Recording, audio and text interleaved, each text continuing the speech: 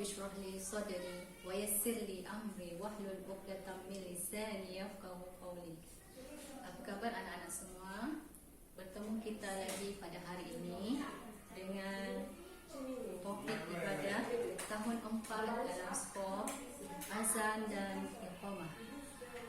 Baik anak-anak semua, berdasarkan gambar yang Ustazah paparkan tadi, apa yang anak boleh lihat? Sini, Kim. Yang ini kecil. Hakim, sini, mari. Sini.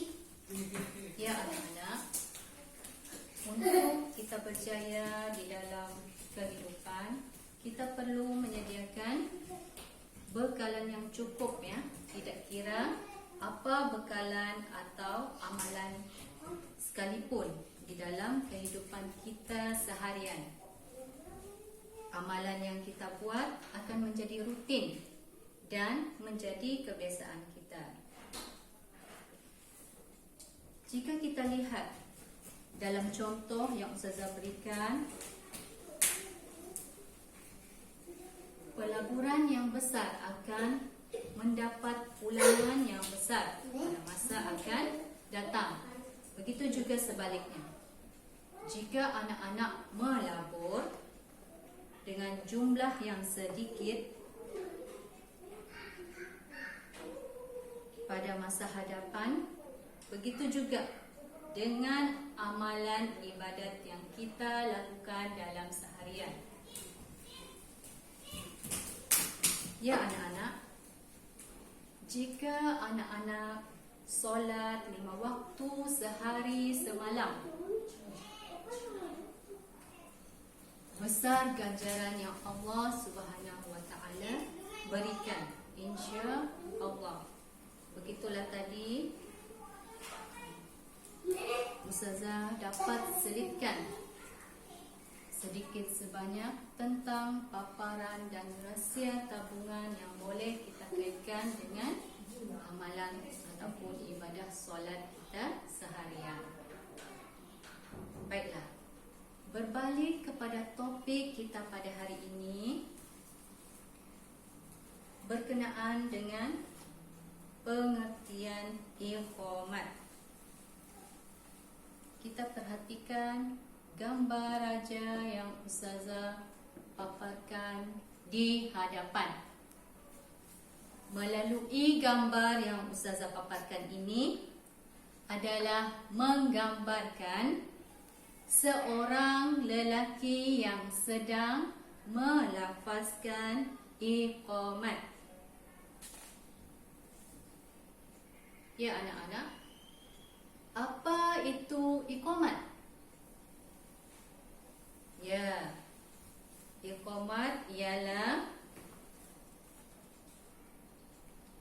sebutan tertentu untuk membangkitkan para jemaah mengerjakan solat. Sekarang Ustazah mahu mengajak anak-anak semua untuk bermain satu permainan, iaitu 5 perkataan untuk menggambarkan pengertian iqamat.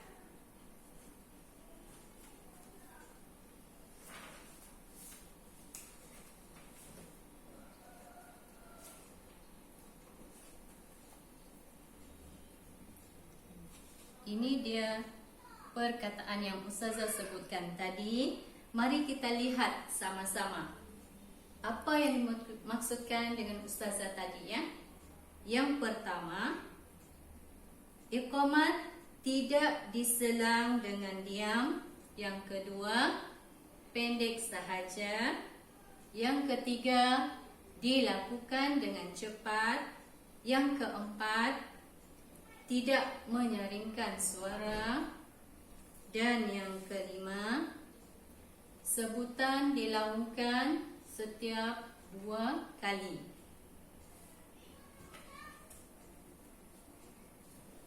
Okey anak-anak, diharap dapat memahami apa yang dimaksudkan dengan pengertian iqamat. tadi ya. Cuba kita perhatikan.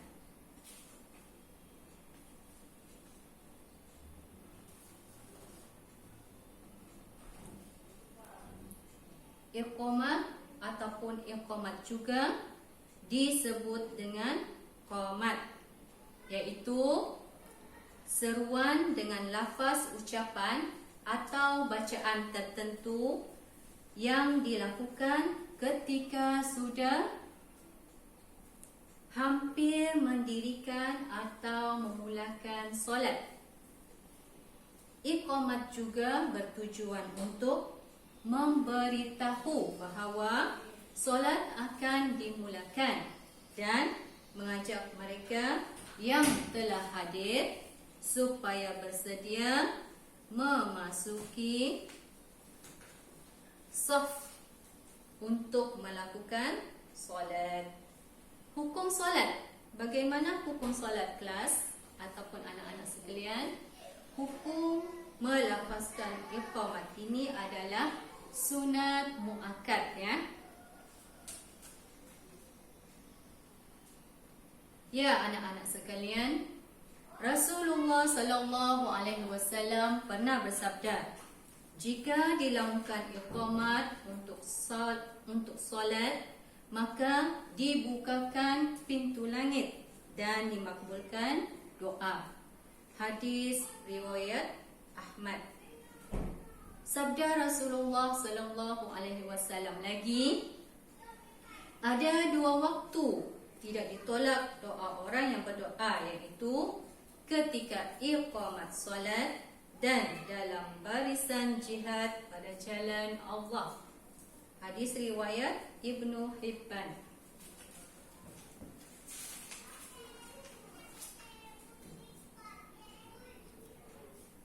Ya anak-anak, sebelum Ustazah meneruskan, cuba kita perhatikan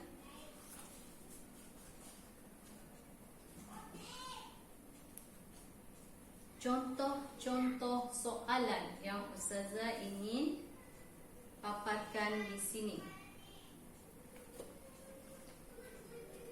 Nyatakan pengertian iqamat. A. Lafaz khusus menyatakan maksudnya waktu solat sunat. B. Sebutan tertentu membangkitkan jemaah mengerjakan solat. C. Lafaz khusus menyatakan maksud waktu solat. Ya anak-anak, bagaimana jawapannya? Pengertian solat ialah B. Ya betul, jawapannya adalah B. Soalan seterusnya,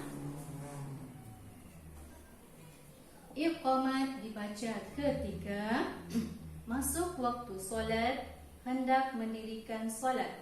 Ya anak-anak, mana satu pilihan anak-anak semua? Ya anak-anak, jawapannya ialah iqamat dibacakan ketika masuknya, hendak mendirikan solat ya. Iqamat diseru kepada orang yang sudah ada di tempat solat, belum ada di tempat solat. Ya anak-anak, betul jawapannya ya, sudah ada di tempat solat. Kita teruskan lagi dengan soalan seterusnya. Iqamat dibaca secara lambat cepat. Ya betul, jawapannya adalah cepat. Iqamat dilakukan sebelum mendirikan solat, masuk solat. Sebelum mendirikan solat.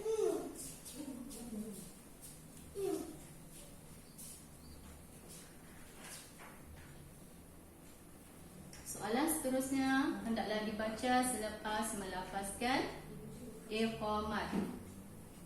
Mana satu jawapan yang betul anak-anak?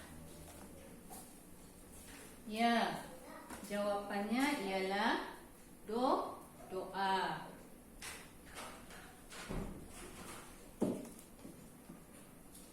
Ya anak-anak, di antara pengertian pengertian solat itu tadi, Ustazah harap kamu dapat memahami apa yang Ustazah terangkan di sini. Dan perkara seterusnya iaitu tentang perkara sunat ketika iqamat. Ada beberapa perkara yang perlu kita tahu ya ketika ataupun setiap kali kita iqamat. Yang pertama, bacaan iqamat sunat dilakukan di tempat yang lain daripada tempat azan. Yang kedua, sunat mempercepatkan bacaan iqamat dengan menghimpun 2 baris ayat dengan satu nafas. Yang ketiga, sunat kita menjawab seruan iqamat. Yang keempat, memohon wasilah bagi Nabi Muhammad sallallahu alaihi wasallam kepada Allah Subhanahu wa taala. Seterusnya, perkara sunat yang kelima iaitu kita sentiasa berselawat Nabi sebaik-baik selepas azan. Yang keenam, nada suara rendah ya, sunat ketika melafazkan iqamat kita bersuara rendah. Okey, itu di antara beberapa perkara yang terdapat di dalam sunat ketika melaungkan ataupun melafazkan iqamat. Ya anak-anak, mari kita lihat beberapa contoh soalan yang perlu dan Ustazah ingin kongsikan bersama anak-anak. Cuba kita lihat soalan tentang perkara sunat iqamat. Yang mana satukah termasuk dalam sunat iqamat? Ya anak-anak, yang pertama menghadap kiblat. Yang kedua berdiri. Seterusnya suci daripada hadas dan najis. Lagi dan yang terakhir merendahkan suara. Alhamdulillah ya anak-anak. Nampaknya anak-anak pun sudah dapat memahami dalam tajuk ini tentang perkara sunat iqamat.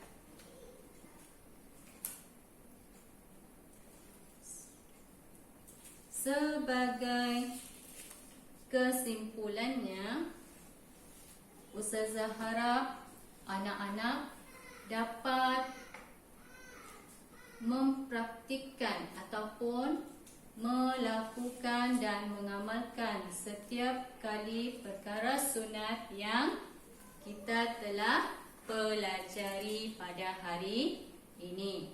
Dan sebelum Ustazah mengakhiri sesi pembelajaran pada hari ini, Ustazah ingin memberikan beberapa latihan dan pengukuhan sebagai ulang kaji kepada anak-anak ya. Ustazah minta anak-anak membuat latihan mencari perkataan yang tersembunyi berkaitan tentang pengertian iqamat dan perkara yang sunat tentang iqamat. Setakat ini dulu. Wabillahi taufiq wal hidayah. Assalamualaikum warahmatullahi wabarakatuh.